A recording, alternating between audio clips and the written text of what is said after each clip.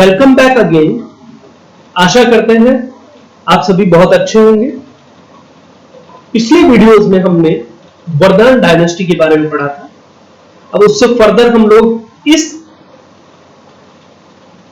Session में हम लोग पाला डायनेस्टी कवर करने जा रहे हैं।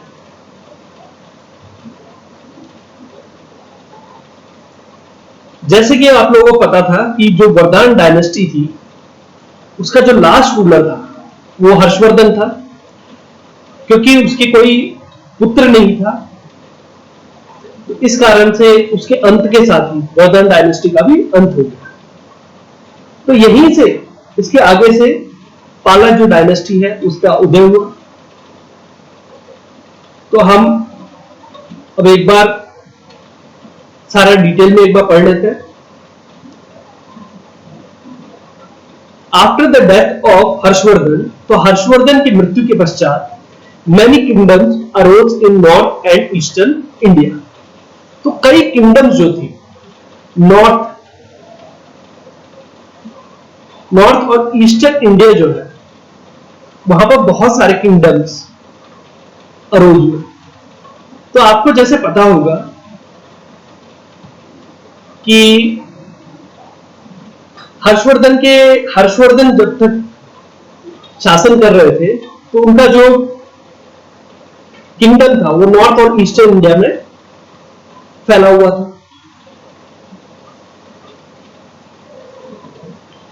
तो एक बार मैप के थ्रू देख लेते हैं इसको। तो देखिए, जब हर्षवर्धन थे तब उनका जो शासन था वो पूरे, आप लोगों को ध्यान हो, नर्मदा रिवर से साउथ में नर्मदा रिवर था और ये पूरा एरिया जो था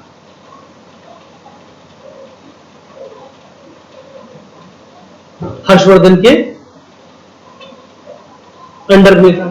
और जैसे ही हर्षवर्धन की मृत्यु होती है तो यहां बहुत सारे छोटे छोटे किंगडम्स बन जाते हैं। वहीं जैसे आप ये ग्रीन में देख रहे हैं, बिहार, झारखंड, वेस्ट बंगाल का जो क्षेत्र है, ये आपका ये पूरा जो एरिया है, यहां पर पाला डायनेस्टी का उदय होता है।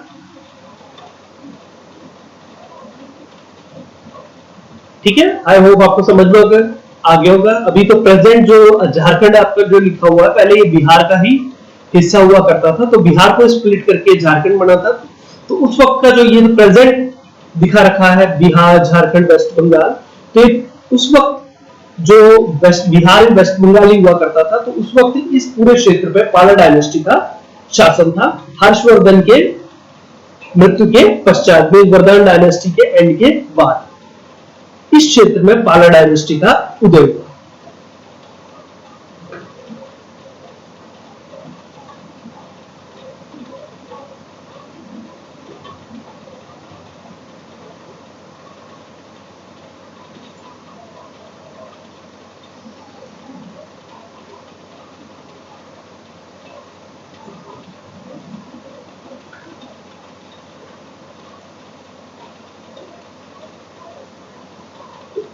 After the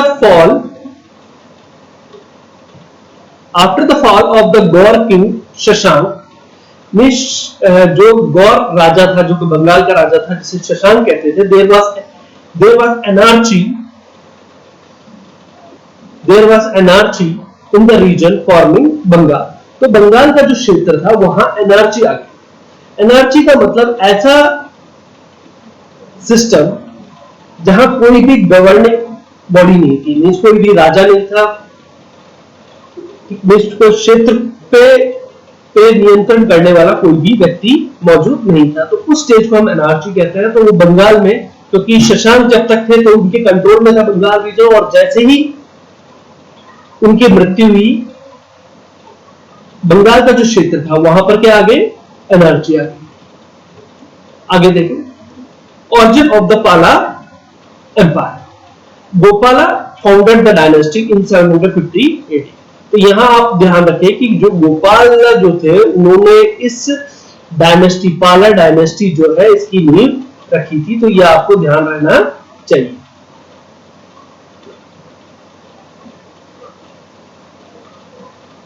He was a chieftain or military general who was elected as king by the people to prevent anarchy. तो वो एक मिलिट्री जनरल थे या मुखिया थे जिसको राजा के द्वारा, राजा के रूप में इलेक्ट किया गया लोगों के द्वारा, जिससे कि वो एनआरची जो है, जैसे मैंने बताया एनआरची एक ऐसी सिचुएशन होती है जहां पर कोई भी कंट्रोलिंग बॉडी नहीं होती। तो लोग एनआरची को खत्म करने के लिए गोपाला जो है उसको, जो कि एक मिलिट्री जनरल थे, उनको चुना और उन्होंने पाला डायनेस्टी की नींव रखी। अब जैसे आपको मैं बता दूं कि जो पाला जो होता है उसका मतलब होता है प्रोटेक्टर। तो लोगों को प्रोटेक्ट करने वाला, ठीक है, पाला डायनेस्टी का उदय होता है यहां से। आई होप आपको यहां तक समझ में आ गए पाला डायनेस्टी का कैसे हुआ, उदय हुआ। गोपाला, ये ध्यान रखें, वेरी शॉर्ट में आ सकता है। गोपाला जो थे वो पाला डायनेस्टी के फाउंडर थे। अब हम जो इसके जो मुख्य रूलर्स थे उनके बारे में पढ़ेंगे। तो सबसे पहले हम जो स्टार्ट करने जा रहे हैं रूलर्स ऑफ पाला एम्पायर में, सबसे पहले हम गोपाला को कवर करेंगे क्योंकि वो फाउंडर थे। तो ये फर्स्ट पाला किंग थे और ये फाउंडर थे इस डायनेस्टी के। मैं जैसे बता चुका हूं, was elected by group of people, means लोगों ने मिलके इनको इलेक्ट किया था, मींस एक डेमोक्रेटिक सिस्टम की तरह। उन्होंने सभी ने सहमति जताते हुए गोपाला जो थे एक मिलिट्री जनरल थे, उनको एज ए किंग के रूप में उन्होंने इलेक्ट किया, जिससे कि वो एनार्ची को, उस वक्त जो अव्यवस्था चल रही थी उसको खत्म करने के लिए उन्होंने उसे इलेक्ट किया। At the time of his death, Pala kingdom included Bengal and most of the Bihar.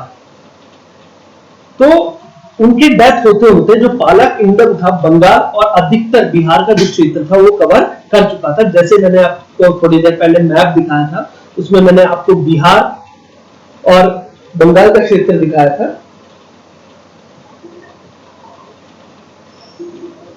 तो उतना जो क्षेत्र था वहां पर गोपाला के डेथ होते होते जो पाला डायनेस्टी थी उन्होंने अपना शासन कायम कर लिया था। He build the monastery at Odantapuri Bihar.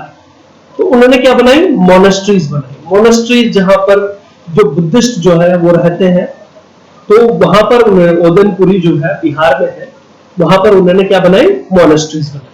Consider the first Buddhist king of Bengal, और ये बंगाल के पहले बुद्धिस्ट किंग माने जाते हैं। तो ये आप ध्यान रखेंगे कि ये जो थे पहले बुद्धिस्ट किंग थे बंगाल के।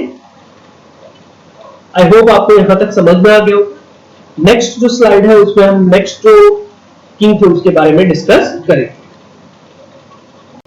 धर्मपाल या धर्मपाल, इनका जो राइम जो था वो 770 से लेके 810 एडी तक रहा। तो इनका जो शासन काल था 770 से 810 एडी तक रहा था। और ये सन और सक्सेसर थे गोपाला के। गोपाला आप जानते हो फाउंडर था पाला डायनेस्टी के, तो उनके पुत्र भी थे और उत्तराधिकारी भी थे। और इनके बाद जैसे ही किंगडम आया, इन्होंने अपने किंगडम को और ज्यादा एक्सपेंड किया। गोपाला ने जो एक्सपेंशन किया था उसके बाद इन्होंने फर्दर एक्सपेंशन उसको किया। ये भी एक बुद्धिस्ट थे, ये भी बुद्धिज्म को फॉलो करते थे। फाउंडेड द विक्रमशिला यूनिवर्सिटी, ये थोड़ा ध्यान रखें, एट भागलपुर बिहार। बिहार के भागलपुर जो क्षेत्र है वहां पर इन्होंने विक्रमशिला विश्वविद्यालय जो है उसकी स्थापना की थी। तो आप ध्यान रखेंगे कि धर्मपाला का जो अगर हम अचीवमेंट्स में पढ़ते हैं तो उन्होंने विक्रमशिला यूनिवर्सिटी जो है ये भी बहुत विश्व प्रसिद्ध यूनिवर्सिटी थी, इसे भागलपुर जो बिहार जो है उसमें स्थापित किया है। आगे देखें, he had frequent wars with Pratihara and Rashtrakutas. तो प्रतिहारास और राष्ट्रकूटस जो थे उनसे इनका युद्ध, काफी युद्ध चला दोनों से। इन दोनों जो प्रतिहारा डायनेस्टी है और राष्ट्रकूटा डायनेस्टी है उसके बारे में हम लोग आने वाले वीडियोस में हम लोग पढ़ेंगे। एक्चुअली जब अगर हम इंडिया की बात करें तो आप लोगों को पता है कि ये जो क्षेत्र था ये पाला डायनेस्टी के पास था, ये पाला डायनेस्टी के पास था। ये जो क्षेत्र जो है ये प्रतिहाराज, गुर्जरा प्रतिहाराज भी कहते हैं, क्योंकि एक्चुअली ये जो गुजरात का जो क्षेत्र था इधर से ये आए थे तो इसे गुजरा प्रतिहारा कहते हैं। और ये जो दक्षिण का जो क्षेत्र है इसमें थे राष्ट्रकूट। अब ये तीनों जो थे उस समय, ये तीनों ही पावरफुल डायनेस्टी थी उस वक्त इंडिया में। तो इस कारण से ये तीनों ही डायनेस्टीज आपस में युद्ध करती रहती। कभी होता था कि पाला जीतते थे, कभी प्रतिहारा जीतते थे और कभी राष्ट्रकूट जीतते थे। आने वाले वीडियोस में हम ये दोनों राष्ट्रकूट डायनेस्टी और प्रतिहार जो डायनेस्टीज है उनके बारे में पढ़ेंगे। एज पर अभी हम लोग पाला डायनेस्टी को कवर ही कर रहे हैं और इसके बाद हम आगे के वीडियोस में इनके बारे में पढ़ेंगे। तो जो धर्मपाल जब उनका जो शासनकाल रहा था उसमें ये दोनों ही राष्ट्रकूटास और जो प्रतिहारास थे इनसे अक्सर युद्ध करते रहते थे। The Palas became the most powerful kingdom in northern and eastern India during his। तो नॉर्थन इंडिया ये आपका नॉर्थ क्षेत्र हो गया इसमें, और जो ईस्टर्न, ये ईस्ट का जो पोर्शन हो गया, तो इस पूरे क्षेत्र में जो पालास जो थे धर्मपाला के दौरान काफी पावरफुल किंगडम के रूप में उभरा।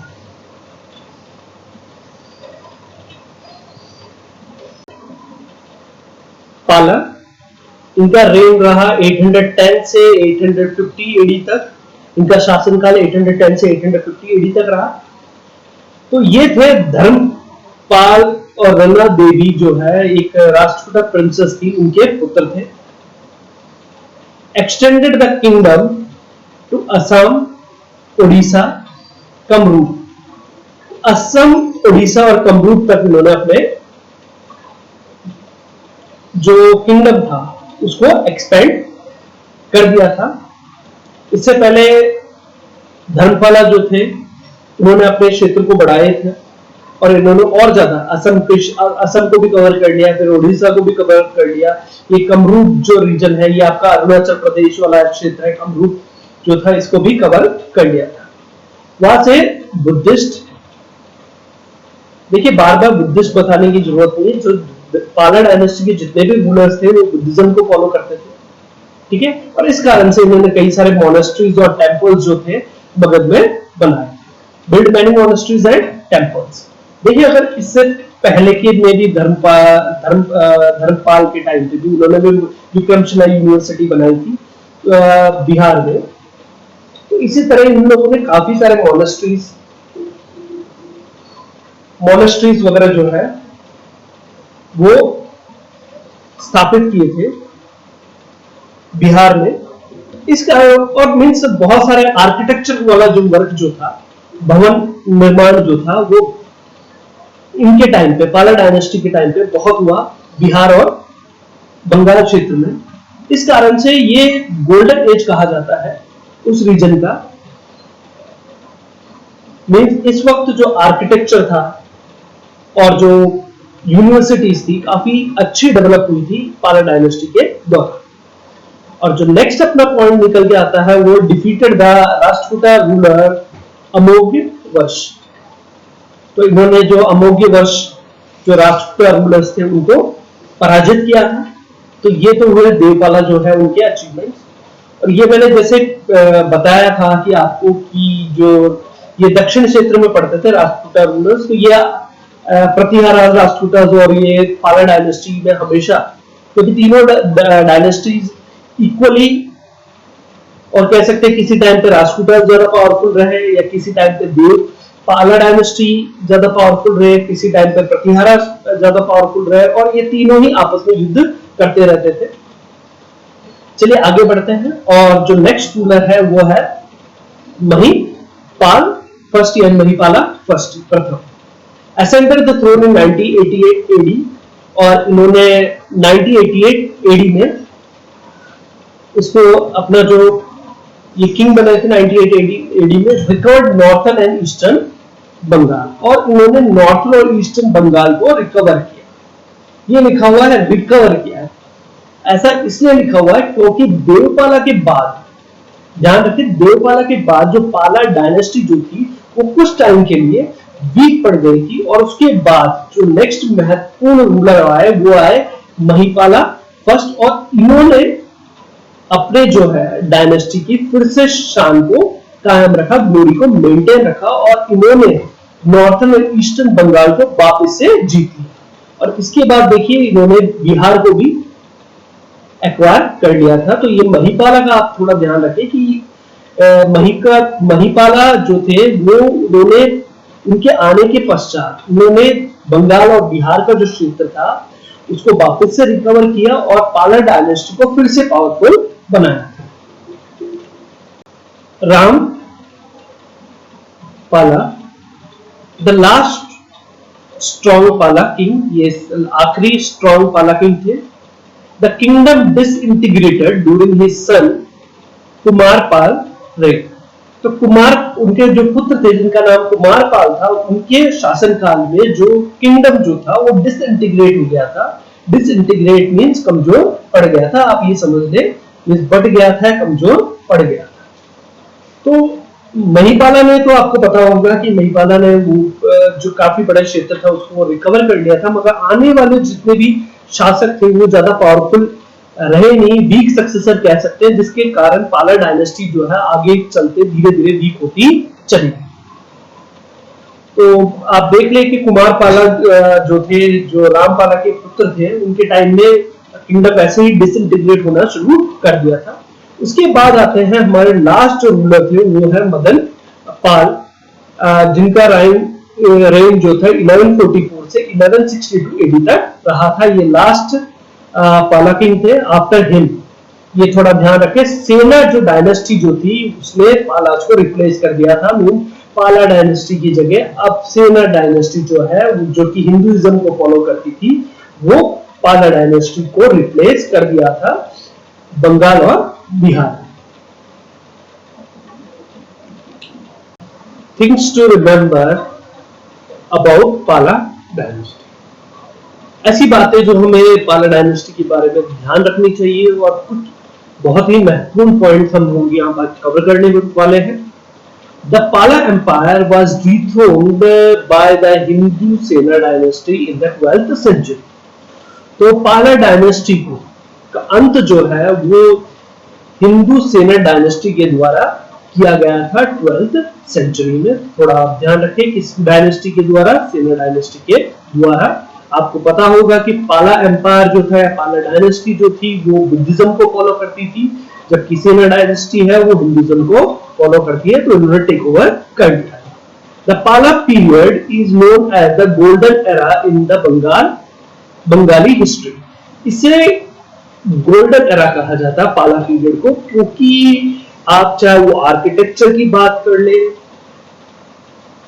आर्ट की बात कर ले, कल्चर की बात करें, हर तरीके से जो बिहार और बंगाल का जो रीजन था वहां बहुत अच्छा डेवलपमेंट हुआ था पाला डायनेस्टी के दौरान। इस कारण से उनका जो पीरियड था उसे गोल्डन एरा के नाम से बंगाली हिस्ट्री में जाना जाता है।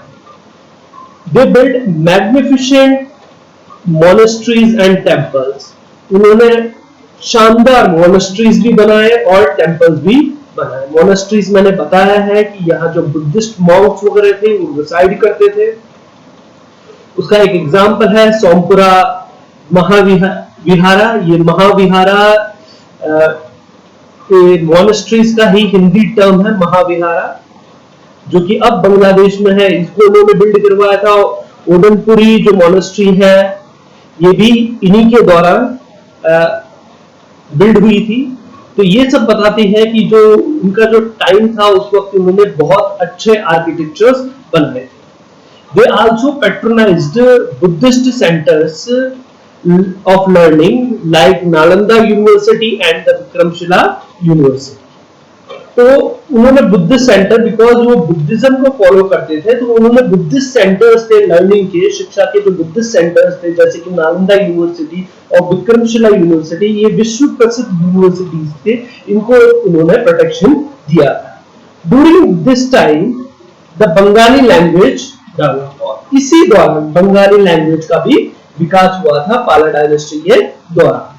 यहां थोड़ा आप ध्यान रखें नेक्स्ट पॉइंट पे, बालपुत्र देव, ये जो बालपुत्र देव थे, ये सुमात्रा की जो, सुमात्रा मींस इंडोनेशिया का, अभी का जो इंडोनेशिया है, इंडोनेशिया जो रीजन है उसे आप सुमात्रा मान सकते हैं। तो वहां के जो किंग थे, उन्होंने बालपुत्र देव एज एन एम्बेसडर उन्होंने देवपाला के टाइम पे भेजा था। तो ये आई होप आपको यहां तक क्लियर होगा। चलिए आगे बढ़ते हैं। Buddhist poet Vajradatta who composed लोकवर शतका was in Devapala court. तो बुद्धिस्ट पोएट थे वज्रदत्त, ये थोड़ा ध्यान रखेंगे। वज्रदत्त जिनका नाम था, उन्होंने लोकेश्वरा शतका नाम का जो था उन्होंने कंपोज किया था। तो ये उनके ऑथर थे।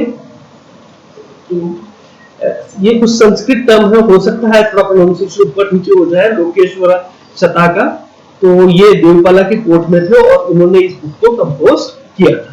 आगे देखिए, many Buddhist teachers from the Pala kingdom traveled to Southeast Asia to spread the faith। और कई बुद्धिस्ट टीचर्स थे जो पाला किंगडम से, उन्होंने ट्रैवल किया साउथ ईस्ट एशिया में to spread the faith of Buddhism, जिससे कि वो बुद्धिज्म की जो टीचिंग है, आपको पता होगा पाला जो किंगडम है बुद्धिज्म को फॉलो करता था, तो इन्होंने अपने कई सारे टीचर्स जो बुद्धिस्ट टीचर्स थे इनको साउथ ईस्ट एशिया में भेजा था। फॉर एग्जांपल अगर ये इंडिया है तो इसका जो इस तरफ का जो ईस्ट पोर्शन जो पड़ गया, ये जैसे चाइना हो गया, इस तरफ इंडोनेशिया वगैरह का रीजन है, या तिब्बत जो है, ये जो क्षेत्र है, ये सारे साउथ ईस्ट एशिया में आते हैं। ये जो नीचे की तरफ इंडोनेशिया हो गया, तो ये सारे साउथ ईस्ट एशिया में आते हैं। तो इन टीचर्स को पाला किंगडम से भेजा जाता है जिससे कि वो इसकी बुद्धिज्म के टीचिंग को स्प्रेड कर सके। Atisha preached in Sumatra and Tibet, और उन्हीं में से एक फेमस टीचर थे, बुद्धिस्ट टीचर थे, जिनका नाम अतिशा था। इन्होंने सुमात्रा और तिब्बत में टीचिंग्स प्रोवाइड की थी। सुमात्रा, जैसे कि मैंने बताया था कि इनके जो किंग थे, उन्होंने भी अपने एम्बेसडर को पाला डायनेस्टी के दौरान भेजा था सुमात्रा, दैट इज इंडोनेशिया। और उसी तरह अतिशा जो है, जो कि बुद्धिस्ट टीचर थे, वो सुमात्रा और तिब्बत में बुद्धिज्म की टीचिंग के लिए गए थे। Sanskrit scholars were also patronised by the Pala king. जो पाला किंग जो थे, वो संस्कृत के जो स्कॉलर्स थे उनको भी प्रोटेक्शन दिया करते थे। गौडपाड़ा कंपोज्ड अगम शास्त्र ड्यूरिंग द टाइम ऑफ पाला। ये गौडपाड़ा जो थे, उन्होंने अगम शास्त्र जो था पालास के टाइम पे ही कंपोज किया था। द पाला आर्ट, जो कि आप art seen in Bengal and Bihar during the Pala reign, influence is seen in the art of Nepal, Sri Lanka, Burma, Java. तो जो पाला आर्ट जो था, जो कि बंगाल और बिहार के आर्ट में आप पाला शासनकाल में देख सकते थे, उनका जो इन्फ्लुएंस है आप इन कंट्रीज में भी देख सकते हैं, नेपाल, श्रीलंका, बर्मा और जावा। तो आप ये समझ सकते हैं कि इनका जो आर्ट जो था, तो वो इतना ज्यादा इन्फ्लुएंशियल था, उस वक्त इतना इन्फ्लुएंशियल था कि ये आसपास की जो रीजन्स थे वहां पर भी फैल गया था।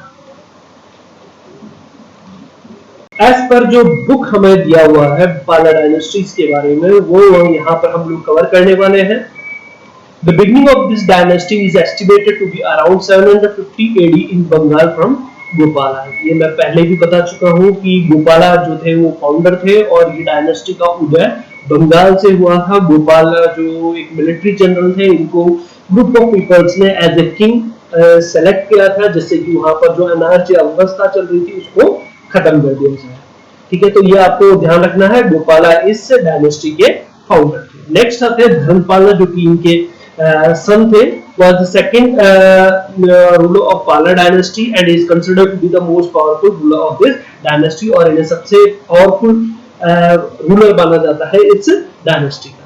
He extended his empire up to the Kannauj, और इन्होंने कनौज जो कि उत्तर प्रदेश में यूपी में है, यहां तक अपने शासन को फैला दिया था। And even after getting engaged in tripartite struggle with the Pratiharas and Rashtrakutas, he remained successful in protecting his kingdom.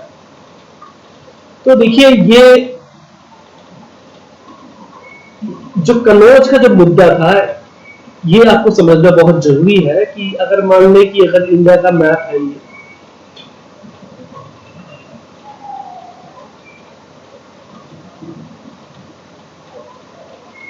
तो हम लोगों को पता है कि ये जो रीजन था ये पालास के पास था, पाला डायनेस्टीज के पास था, और ये जो गुजरा प्रतिहाराज है ये इस तरफ थे, और ये साउथ के साइड में राष्ट्रकूटास थे, जो जिसको हम आगे आने वाले वीडियोस में कवर करेंगे, या गुजरा प्रतिहाराज। तो ये तीनों डायनेस्टीज जो थे इसे हम कहते हैं ट्रिपार्टाइट स्ट्रगल, तीन पार्टियों का स्ट्रगल, त्रिपक्षीय संघर्ष। तो इसमें क्या हुआ था, ये तीनों जो पार्टीज थी, गुर्जरा प्रतिहारास, राष्ट्रकूटास और पाला डायनेस्टी, आपस में मेनली जो कनौज जो है, जो कि यूपी में पड़ता था, इसके कंट्रोल के लेके ये आपस में इनका हमेशा ही वो बैटल चलता रहा, जिसमें कुछ टाइम कभी पाला ने उस पर कंट्रोल किया, कभी गुर्जरा प्रतिहाराज और कभी राष्ट्रकूटास ने, और ये काफी लंबे समय तक चलता रहा, और ये धर्मपाला के टाइम पे भी चला। लेकिन धर्मपाला के टाइम पे उन्होंने कनौज पे कंट्रोल कर लिया था, और वो भी इसमें शामिल हुए प्रतिहाराज और राष्ट्रकूटास के, और अपने किंगडम को, वो अच्छे पोजीशन पे थे इसलिए अपने किंगडम को इनसे बचा। तो ये आप ध्यान रखेंगे, ट्रिपार्टाइट जो स्ट्रगल था वो इन तीनों किंगडम्स के बीच में था, पाला डायनेस्टी, गुर्जरा प्रतिहारास और राष्ट्रकूटास के बीच में। ये बहुत फेमस स्ट्रगल था, और ये मेनली किसके कारण था, कनौज के कारण था। कनौज जो कि यूपी में है, इसके कंट्रोल को लेके था। एक्चुअल में जो कनौज एरिया है ये बहुत फर्टाइल था, काफी अच्छा विकसित एरिया था, और इस पे कंट्रोल करना ये तीनों ही डायनेस्टीज चाहते थे। चलिए आगे बढ़ते हैं।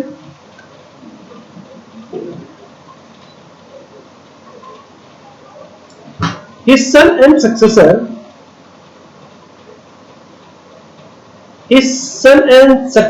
Devpala also emerged victorious in several battles. Devapala जो उनके पुत्र थे और उत्तराधिकारी के थे, वो भी कई बैटल्स में विजय प्राप्त हुए। He shifted his capital from Pataliputra to Bengal, और उन्होंने अपना जो कैपिटल था पाटलिपुत्र से बंगाल में शिफ्ट कर दिया। पाटलिपुत्र आप लोगों को ध्यान होगा, काफी टाइम से हम पढ़ते हैं, मगध का कैपिटल रह चुका है ये एरिया पाटलिपुत्र, तो उन्होंने अपना जो कैपिटल है पाटलिपुत्र से बंगाल शिफ्ट कर लिया था। The ambassador of the king Balputra Dev of Sumatra also had attended his royal court, और देवपाला के टाइम पे ही जो सुमात्रा इंडोनेशिया के जो किंग थे जिनका नाम बालपुत्र देव था, उनके एम्बेसडर उनके कोर्ट में विजिट करने आए थे। After Devapala the power and might of Pala dynasty started to fade due to weakness of the rulers। तो देवपाला के बाद में ऐसा दौर आया जहां पर जो पाला डायनेस्टी जो थी उसकी जो ताकत थी वो फेड होने लगी, मींस वीक होने लगी, और वीक होने का कारण था the weakness of the rulers, और जो आने वाले जो रूलर्स थे वो काफी इनएफिशिएंट थे, जिसके कारण पाला डायनेस्टीज का डिक्लाइन होना शुरू हुआ। एंड और अनदर रीजन था the invasions of Gurjara Pratihara rulers, और दूसरा कारण था कि गुर्जरा प्रतिहारा रूलर्स उस वक्त अच्छे पोजीशन पे थे, तो ये भी लगातार आक्रमण कर रहे थे और इस कारण से पाला डायनेस्टी देवपाला के दौर के बाद डिक्लाइन होना शुरू हो गई।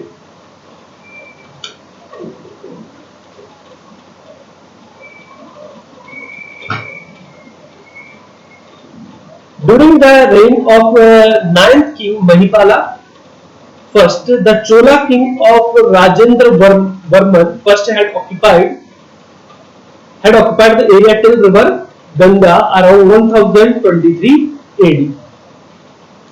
चोला किंग राजेंद्र वर्मा फर्स्ट, ये चोलास जो थे इंडिया के दक्षिण में पड़ते थे,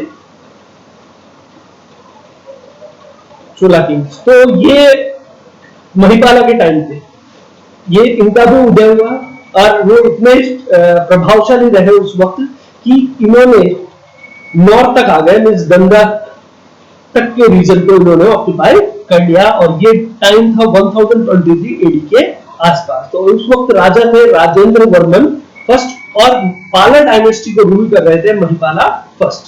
bye the middle of the 12th century the strength of the Pala dynasty weakened, और 12th सेंचुरी आते आते 12th सेंचुरी का मध्य आते आते पाला डायनेस्टी वीक हो गई।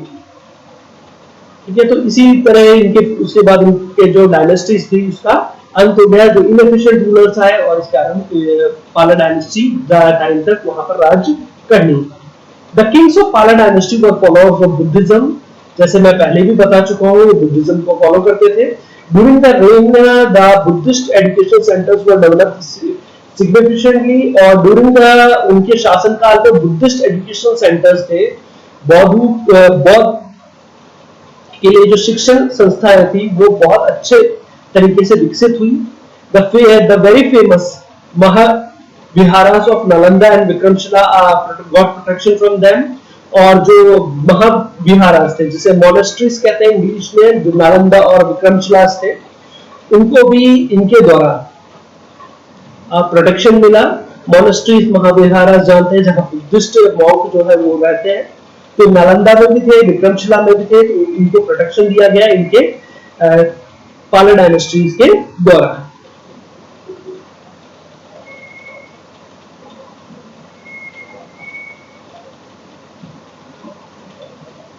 The